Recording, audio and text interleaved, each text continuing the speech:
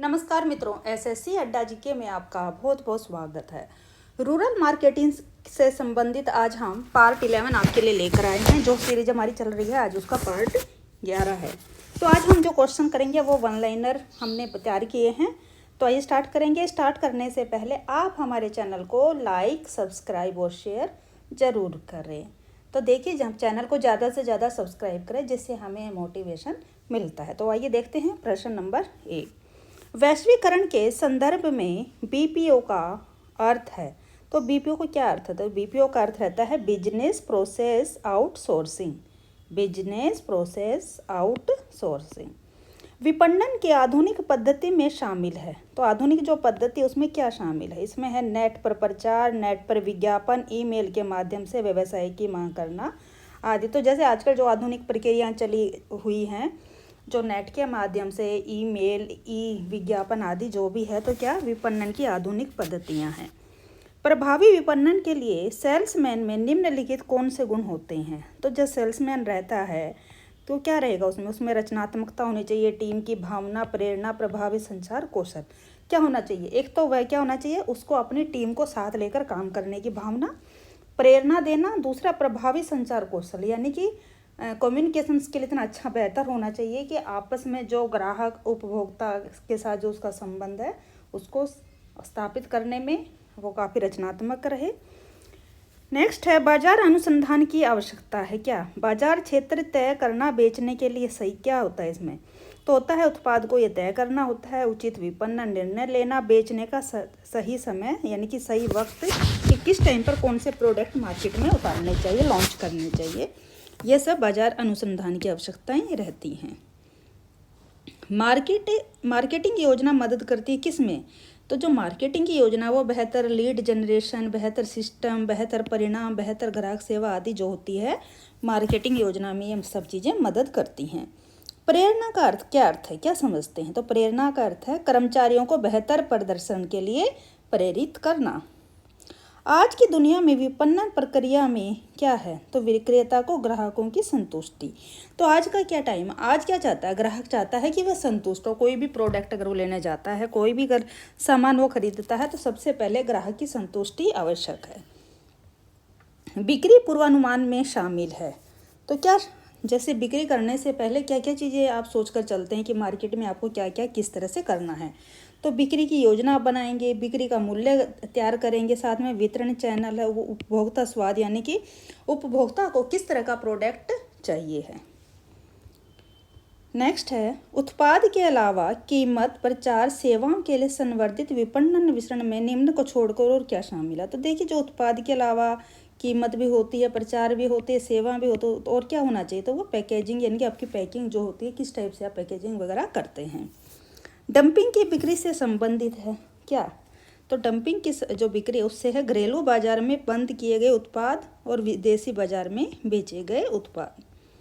बदले में कुछ देकर किसी से वांछित वस्तु प्राप्त करने की क्रिया को क्या कहा जाता है? यानी आप मार्केट में जाते हैं और आप कोई चीज़ बेचते हैं, लेकिन साथ में आपको भी कोई ज़रूरत की चीज़ खरीदनी है, तो उसको क्या कहेंगे? उसको विनिमय कहा जाता है।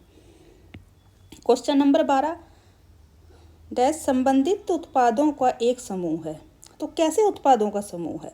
जो समान तरीके से कार्य करता है, समान ग्राहक समूह को बेचा जाता है और समान प्रकार के आउटलेट के माध्यम से विपणन किया जाता है, तो उसको क्या कहा जाएगा? उसको कहते हैं उत्पाद श्रृंखला। जो सामान आम तौर पर उपभोक्ता द्वारा उपयुक्तता, गुणवत्ता, मूल्य और शैली की तुलना के आधार पर खरीदा जाता है, उसे क्या कहते हैं? तो देखिए, आप मार्केट में आप भी जाते हैं, कोई सामान खरीदते हो, आप क्या देखेंगे? आप उसको कि ये हमारे लिए कितने प्रयोग में होगी, दूसरा उसकी गुणवत्ता कैसी है, तीसरा उसका मूल्य कैसा है, और शैली यानी कि वो हमारे जो यूज की है या नहीं, इस तरह की चीज़ें आप ज़रूर देखते हैं, तो उसको क्या कहेंगे? तो आप जाते हैं तो क्या खरीदारी कहते हैं उसको। मूल्य निर्धारण का उद्देश्य नहीं है। तो कौन सा नहीं? व्यवसाय का जो विस्तार होता है, यह मूल्य निर्धारण का कोई उद्देश्य नहीं होता। मार्केटिंग स्कीमिंग मूल्य निर्धारण रणनीति में क्या होता है? तो ये क्या है मार्केट स्कीमिंग? तो प्रारंभ में कीमत कम होने की तुलना में अधिक होती है। विनिमयन जो सुनिश्चित करने के लिए उत्पन्न होता है कि फर्म अपने उत्पादों या उत्पादन प्रक्रियाओं की सामाजिक लागतों की जिम्मेदारी लेती है। व्यवसाय के सरकारी कानून के किस कारण से उत्पन्न होती है? तो देखिए, जो कोई भी अगर फर्म है, कोई भी जो फैक्ट्री है या कोई भी कंपनीज हैं, क्या करती हैं, वो अपने उत्पाद जो बनाती हैं उनकी जो होती है, क्या करते हो, जो सामाजिक लागत है उनकी जिम्मेदारी वह लेती है। अगर उसमें कोई खराबी है तो उसको वापस लेने का आपको पता होता है ना, प्रावधान रहता है। व्यवसाय के सरकारी कानून के किस कारण से उत्पन्न, तो क्या होता है, वो कानूनी तौर पर भी आप जब कोई भी कंपनी बनाई जाती है तो लाइसेंस वगैरह लिया जाता है। क्यों? ताकि अगर कोई आपका प्रोडक्ट है तो सरकारी कानून इसके अंदर लागू हो जाता है। कोई प्रोडक्ट अगर आपका ख़राब होगा तो आपको क्या होगा, उसको वापस लेना पड़ता है। क्यों? ताकि जो समाज के हितों की रक्षा के लिए ऐसा होता है। विक्रय प्रक्रिया का अंतिम चरण कौन सा है? तो वह होता है अनुवर्ती कार्यवाही। प्रमुख लाभ सर्वेक्षण अनुसंधान का अर्थ है, तो इसका अर्थ है लचीलापन। ए बिक्री के लिए पेश की जाने वाली कोई भी गतिविधि या लाभ है जो अनिवार्य रूप से अमूर्त है, किसी भी चीज के स्वामित्व में परिणत नहीं होता, तो क्या नहीं होता? सेवा। उत्तर रहेगा सेवा। क्वेश्चन नंबर 20 डैश एक व्यक्ति की विशिष्ट मनोवैज्ञानिक विशेषताएं हैं जो उसके अपने वातावरण में अपेक्षाकृत सुसंगत और स्थायी प्रतिक्रियाएं प्रदान करती है। तो क्या है ये व्यक्तित्व? व्यवसाय क्रय व्यवहार मॉडल में वह योजना जहां पारस्परिक और व्यक्तिगत प्रभाव परस्पर क्रिया कर सकते हैं, क्या कहलाते हैं? तो जहां पर व्यवसायिक क्रय व्यवहार होता है और मॉडल की जो योजना है, जो पारस्परिक एक और व्यक्तिगत, यानी कि पारस्परिक जो आपके उत्पाद और ग्राहक के बीच में एक परस्पर जो क्रिया होती है, क्या उसको क्रय केंद्र कहा जाता है। किसी उत्पाद की बिक्री और उसके जीवन काल में लाभ के क्रम को क्या कहते हैं?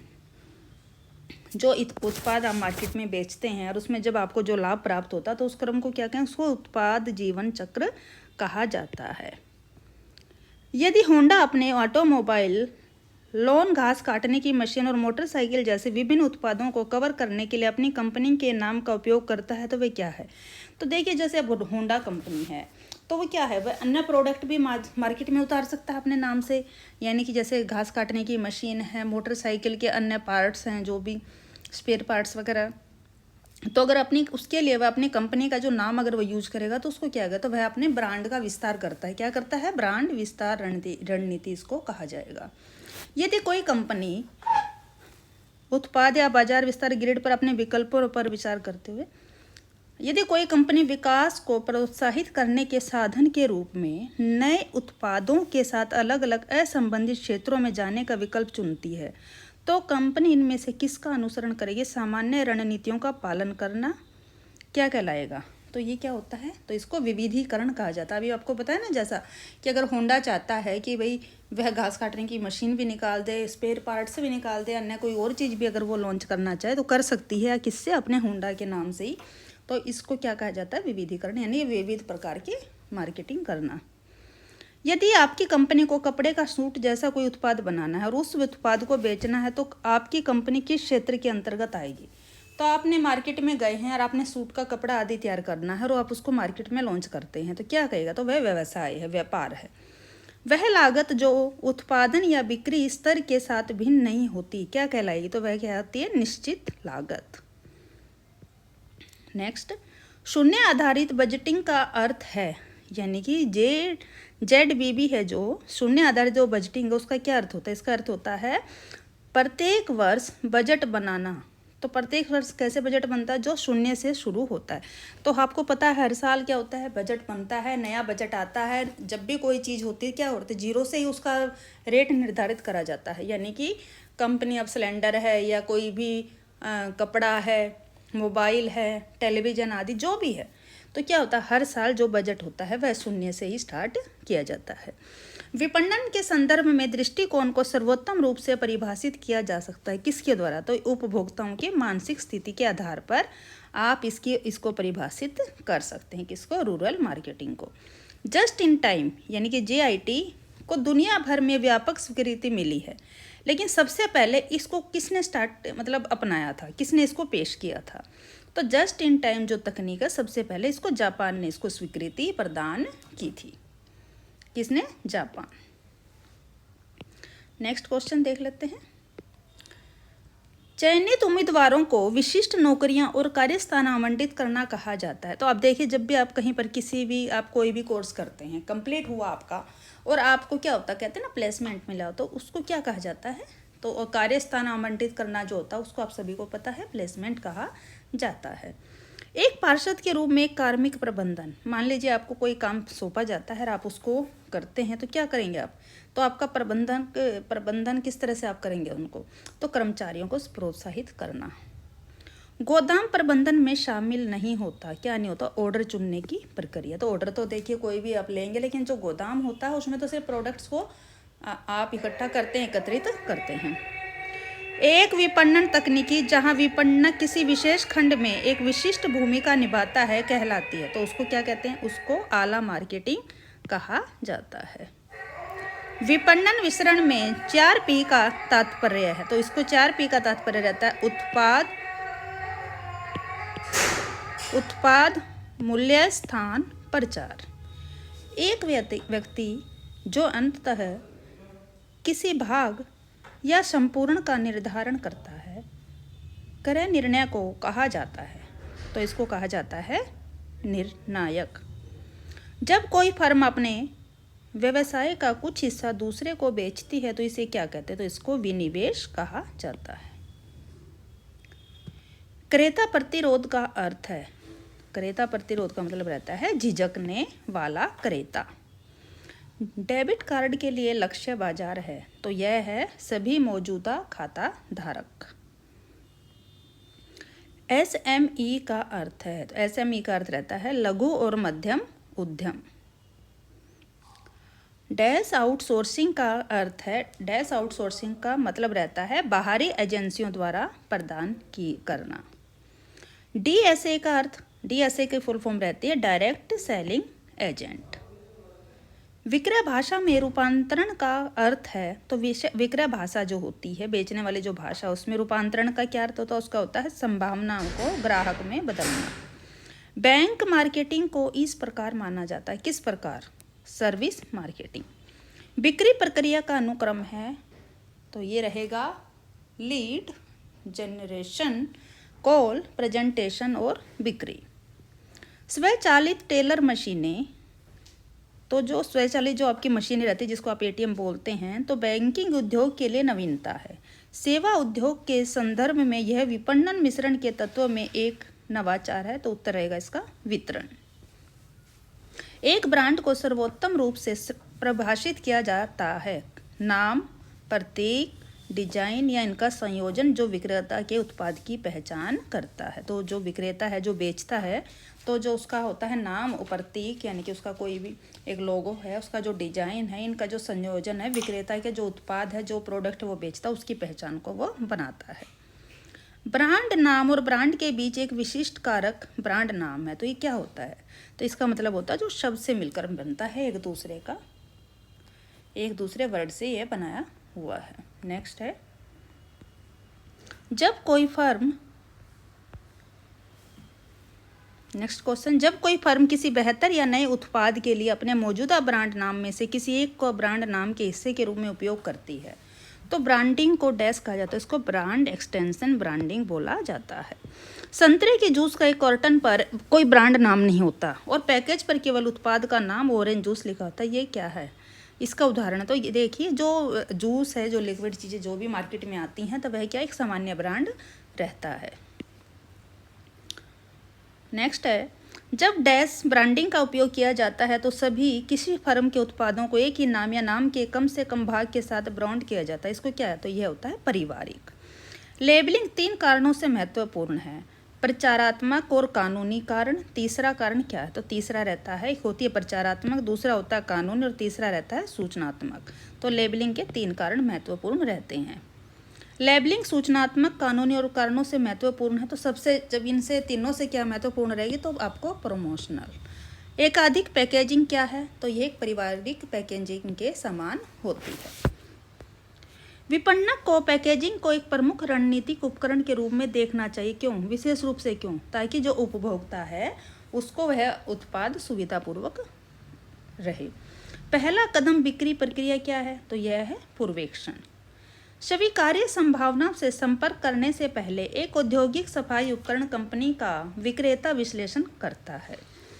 संभावना, उत्पाद की आवश्यकता, ब्रांड के बारे में भावना, व्यक्तिगत विशेषताओं के बारे में जानकारी, इस प्रक्रिया को क्या कहते हैं? तो देखिए, जब भी आप कोई प्रोडक्ट, कोई भी चीज़ निकलती है तो सबसे पहले औद्योगिक जो उपकरण है, कंपनी है, उस विक्रेता मार्केट का विश्लेषण करता है कि उसमें क्या तो संभावनाएं, प्रोडक्ट को बेचने में क्या आवश्यकता रहेगी और ब्रांड के बारे में लोगों की क्या भावनाएं हैं। तो व्यक्तिगत विशेष जानकारियाँ इस मामले में लेनी करती है। इसको क्या करते हैं? तो पहले कोई भी बिजनेस करने से पहले इसको तैयारी कहा जाता है। डैश की एक अच्छी परिभाषा यह होगी कि इसमें तत्काल प्रतिक्रिया प्राप्त करने और स्थायी ग्राहक संबंध विकसित करने के लिए सावधानीपूर्वक लक्षित व्यक्तिगत उपभोक्ताओं के साथ सीधा संबंध शामिल है। इसको क्या कहा जाएगा? तो यह होगा प्रत्यक्ष विपणन। व्यक्तिगत बिक्री 3 सामान्य लक्ष्यों को प्राप्त करने की कोशिश करती है।